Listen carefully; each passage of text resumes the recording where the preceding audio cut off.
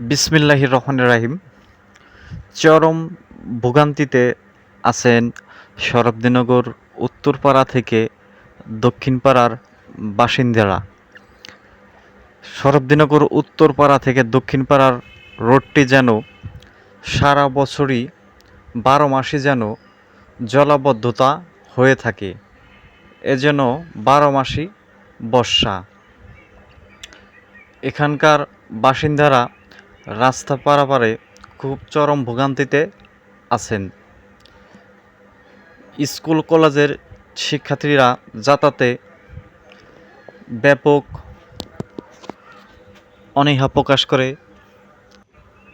শরফদিনগর এলাকার মাঝামাঝি জায়গায় অবস্থিত মসজিদ, তো এখানে মুসল্লিদের যেতেও সমস্যার সম্মুখীন হতে হয়। এখান দিয়ে যেতে ওজু নষ্ট হয়ে যায় এবং এছাড়াও অনেকে রাস্তার দুর্ভোগের কারণে মসজিদে যেতেও অনীহা প্রকাশ করে।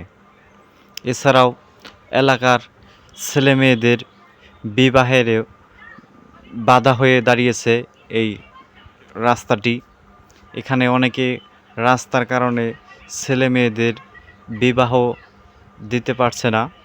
এই ভোগান্তির যেন শেষ নেই, ভোগান্তি বেড়েই চলছে।